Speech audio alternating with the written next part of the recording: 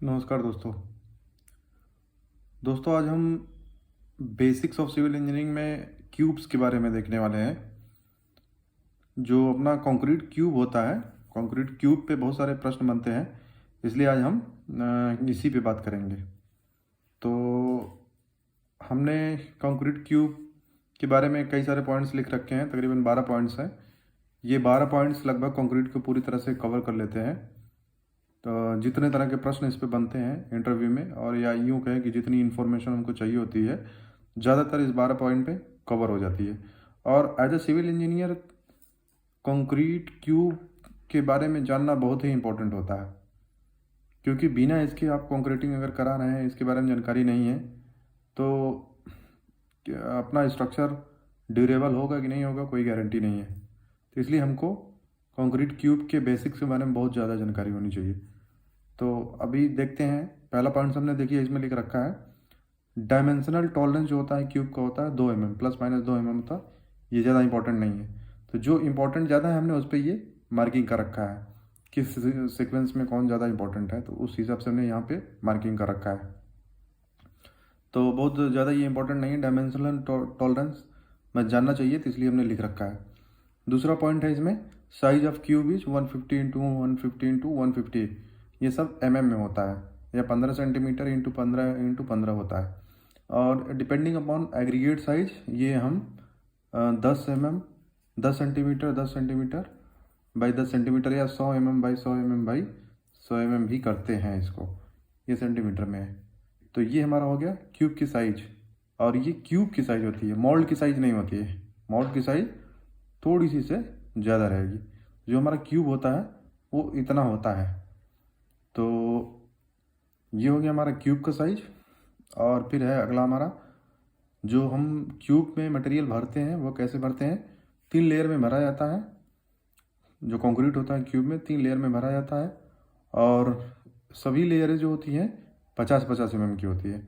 3 layer को अगर 50-50 mm में फिल्ड करेंगे तो 150 हो जाएगा, और 150 हमको चाहिए भी।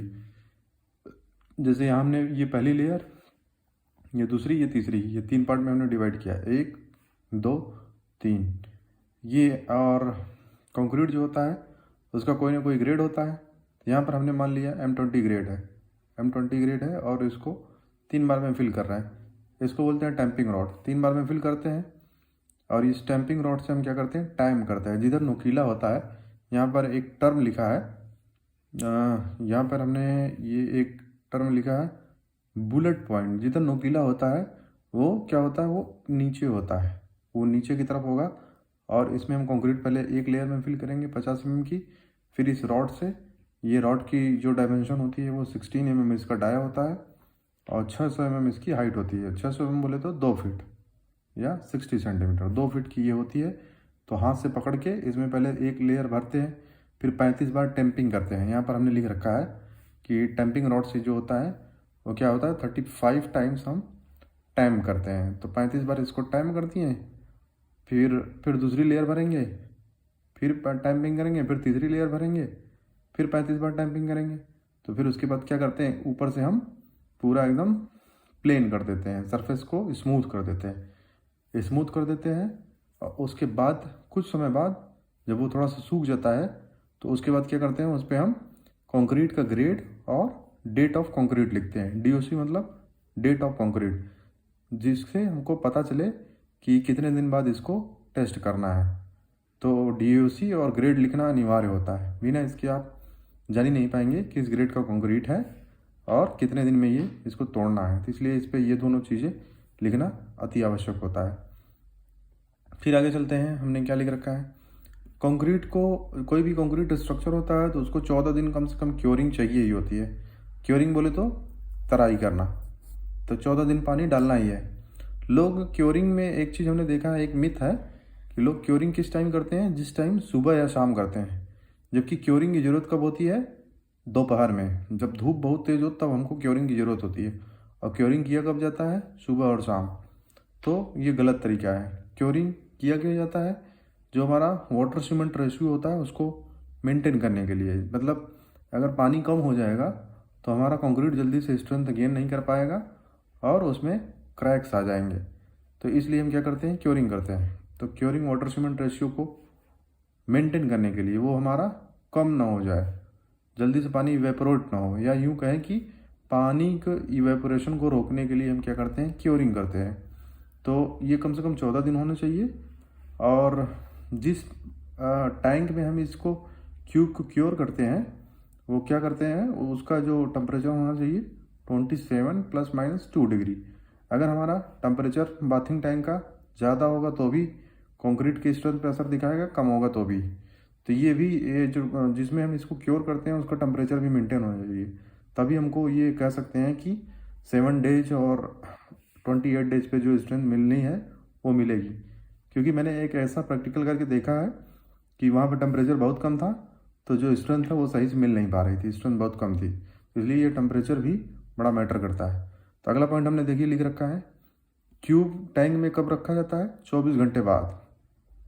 24 घंटे तक मोल्ड में रहेगा क्यूब, उसके बाद क्या करेंगे, खोलेंगे, उसके बाद इस क्यूब को टैंक में डाल देते हैं। 24 घंटे में 10 घंटे initial setting time, final setting time होता है, तो इसलिए 10 घंटे में ये पूरी तरह से सेट हो जाता है।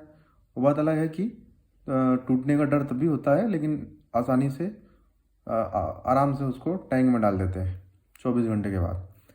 और उसके बाद है, और ये टेस्ट करने का प्रोसीजर है। टेस्ट, जब इसको टेस्टिंग करते हैं तो कैसे करते हैं, 140 kg पर सेंटीमीटर स्क्वायर पर मिनट इस पर लोड अप्लाई करते हैं। क्यूब को क्या करते हैं, कंप्रेशन टेस्टिंग मशीन होती है उसमें रखते हैं, बीचों बीच रखते हैं अपना जो प्लंजर होता है, और ये इस रेट से हम लोड को अप्लाई करते हैं। और ये लोड तब तक अप्लाई करते हैं जब से हमारा ये स्पेसिमेन क्रैक्स ना आ जाए। जब इसमें क्रैक्स आ जाते हैं तो इसको तुरंत लोड को रोक लेते हैं, मशीन लोड देना बंद कर देते हैं और फिर रीडिंग नोट कर लेते हैं। तो जो हमारा स्ट्रेंथ निकलती है, स्ट्रेंथ कैसे निकलती है, लोड अपॉन एरिया। तो क्यूब का एरिया, ये तीनों को मल्टीप्लाई कर देते हैं, एरिया निकल आता है, और लोड जो होता है हमारा न्यूटन में निकाल लेते हैं, तो लोड जो अप्लाई हो रहा होता है। तो हमारा क्या आ जाता है, लोड आ जाता है, ये स्ट्रेंथ निकल के चली जाती है। तो ये हो गया हमारा टेस्टिंग का तरीका। अगला है हमारा सैम्पलिंग कैसे करते हैं, कैसे हम क्यूब को सेलेक्ट करते हैं कि कितने एम क्यूब में कितना हमारा क्यूब सेलेक्ट होगा। तो उसके लिए देखिए हमने लिख रखा है, क्या लिखे हैं कि पहले तो ये जान लीजिए कि एक सैंपल में 3 क्यूब होते हैं, और कहीं भी अगर हम टेस्टिंग करने जाते हैं क्यूब की तो कम से कम 3 क्यूब भरा ही जाता है। तो एक 1 सैंपल इक्वल टू होता है 3 नंबर ऑफ क्यूब। ठीक है, तो ये हो गया सैंपल। सैंपलिंग करने के बाद अगर कोई कहे तो एक सैंपल लेने का मतलब कि उसमें 3 क्यूब भरे जाएंगे, और वो चीज़ हमने यहाँ नीचे लिख रखा है। तो ये क्या लिख रखा है हमने, एक जैसे यहाँ कह रहा है कि कंक्रीट, अगर हमारा कहीं भी हमारी कंक्रीट 1 से 5 एम क्यूब तक यूज हो रही है तो उसमें हमको 3 क्यूब भरने ही है, और 6 से 15 है तो 6 क्यूब भरने होंगे, 2 सैंपल मतलब 6 क्यूब। तो यहाँ क्या हो जाएगा, ये 6 क्यूब हो जाएगा। फिर यहाँ क्या हो जाएगा, 9 हो जाएगा। फिर इसी तरह ये 3 के मल्टीपल में ये बढ़ता जाएगा, जैसे यहाँ 12 हो जाएगा। तो इतने क्यूब हमको भरने ही होते हैं एज पर कोड। 6 से 15 एम क्यूब तो 2, 16 से अगर 30 है तो 9, 31 से 50 है तो 12। अगर 50 एम क्यूब से ज़्यादा है, जो कि बिल्डिंग और ब्रिज में होता है ज़्यादातर यूज, 50 एम क्यूब से ज़्यादा यूज हो रहा है अगर मटेरियल हमारा कंक्रीट, तो हमारा 12 क्यूब तो भरने ही भरने हैं, और प्रति 50 एम क्यूब पे 3 क्यूब और भरेंगे। एक सैंपल मतलब 3 क्यूब। तो ये है हमारा कंक्रीट भरने का तरीका।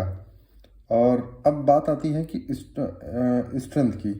तो स्ट्रेंथ जो हमारा अचीव करता है ये क्यूब, वो 1 दिन, 3 दिन, 7 दिन, 14 दिन और 28 दिन में देखा जाता है। लेकिन जो हमारा टेस्टिंग होती है वो ज़्यादातर क्या होती है, 7 दिन और 28 दिन पे होती है। 7 दिन और 28 दिन पे देखा जाता है कि हमारी कितना % स्ट्रेंथ गेन कर रही है। तो एक दिन पे जो हमारा कंक्रीट स्ट्रेंथ करता है 24 घंटे में कितना होता है, टोटल का कितना % होता है हमारा, 16%, टोटल का 16% एक दिन में अचीव करता है स्ट्रेंथ। फिर 3 दिन में 33%, फिर 7 दिन में 67%, 14 दिन में 90%, 28 दिन में 99%। तो जो हमारा पूछा जाता है क्वेश्चन किसी भी इंटरव्यू में, वो यही 7 डेज पे कितना स्ट्रेंथ करता है और 28 डेज में। तो यही दो पूछे जाते हैं। अभी हम रिसेंटली में एक इंटरव्यू दे के आए हैं जल निगम का, तो उसमें यही पूछ दिया गया था हमसे कि 7 डेज पे स्ट्रेंथ कितना गेन करता है, और आप जो पिछली कंपनी में काम कराए थे तो कितना स्ट्रेंथ आया था। तो पिछली कंपनी में आप काम कराए थे कितना स्ट्रेंथ आया था, तो ये तो लोगों को याद नहीं होता, लेकिन ये जरूर बता सकते हैं कि कितना परसेंट स्ट्रेंथ आना चाहिए। तो हमने यही बताया था 67%। 7 डेज में क्या होता है, 67% स्ट्रेंथ अचीव कर लेना चाहिए। अच्छा, हमसे एक क्वेश्चन और पूछा गया था कि 67% 7 डेज में अचीव कर ले रहे हैं, ठीक है, लेकिन कितना परसेंट का वेरिएशन होना चाहिए। जो भी हमारी स्ट्रेंथ आती है, कितना परसेंट का वेरिएशन है कि हम उसको कंसीडर कर लेंगे। तो उसका आंसर ये है कि 15%। 15% से ज़्यादा वेरिएशन नहीं आना चाहिए। जैसे आना है अगर 67%, तो अगर हमारा 52% आ रहा है तो भी हम कंसीडर कर लेंगे। अपर जाए चाहे जितना, वो तो मतलब कंसीडर होता ही है, लेकिन लोअर नहीं आना चाहिए। अगर हायर स्ट्रेंथ मिल रही तो और अच्छी बात है, लेकिन लोअर नहीं आना चाहिए। तो जैसे 15% का वेरिएशन आने का मतलब ये है कि जैसे यहाँ 7 दिन में 67% आना चाहिए, तो लेकिन अगर यहाँ 52 आ रहा है, 51 आ रहा है, तो हम इसको नहीं लेंगे। 51 आ रहा है तो इस सैंपल को रिजेक्ट कर देंगे, ठीक है। फिर दूसरा सैंपलिंग करेंगे। तो जैसे एक सैंपल में 3 हमारे क्यूब होते हैं, एक की अगर मतलब 67 आ रही है, दूसरे की 53 आ रही है, और तीसरे की 51 आ रही है, तो इस पूरे हम सैंपल को रिजेक्ट कर देंगे। तो सैंपल हम दूसरा भरेंगे, ठीक है। तो ये तरीका होता है हमारा सैंपलिंग का। तो मतलब 15% ज़्यादा वेरिएशन नहीं आना चाहिए, ये 15%। तो ये 2 क्वेश्चन बड़े इंपॉर्टेंट है। 15% ज़्यादा वेरिएशन नहीं होना चाहिए, और दूसरा चीज़ ये कि हमारा 7 डेज पे कितनी स्ट्रेंथ मिलती है, 28 डेज पे कितनी मिलती है, और ये हमारा जो सैंपलिंग की जाती है, ये भी बड़ा ही इंपॉर्टेंट है कि मतलब एक सैंपल बराबर 3 क्यूब होता है। 1 से 5 क्यूब के लिए कितना हम कंक्रीट क्यूब भरते हैं, और 6 से 15 के लिए कितना मोल्ड भरते हैं। ये 2-3 चीज़ें बड़ी इंपॉर्टेंट है, तो ये हमको पता ही होना चाहिए, ठीक। तो अभी हमने एक यहाँ पर टेबल बना रखा है। इस टेबल में हमने ये देखा है कि 7 डेज और 28 डेज पे अलग अलग कंक्रीट की स्ट्रेंथ कितनी अचीव करती है। जैसे 28 दिन पे तो पूरा पूरा आना ही चाहिए। जैसे M15 है तो 15 आएगा, 20 है तो 20 आएगा, 25 है तो 25 आएगा। तो मतलब इसलिए 28 दिन पे पूछा नहीं जाता। जब भी पूछा जाता है 14 दिन या 7 दिन पे या 3 दिन पे या 1 दिन पे, ऐसे पूछा जाता है। तो हमारा जो स्ट्रेंथ है हमने यहाँ 7 डेज पे ले रखा है। 7 डेज पे कितना होगा, 20 पे कितना होगा, 25 पे कितना होगा, तो ये अलग अलग रखा है। 7 डेज पे कितना होता है, 2/3 या 67% होता है। ये याद कर लेना चाहिए अगर नहीं समझ में आ रहा है तो ये तरीका होता है। 16 दूना 32, दूना 64, ऐसे याद करना है। ये इसका लगभग 2 गुना होता है, ये इसका लगभग 2 गुना होता है। फिर इसमें क्या हो रहा है, 30 जोड़ दे रहे हैं, तो इस तरह से ये इसमें वेरिएशन आ रहा है। 30 जोड़ दे रहे हैं तो ये वाला लास्ट वाला आ रहा। तो हमको क्या है, 14 दिन पे पूछा नहीं आता।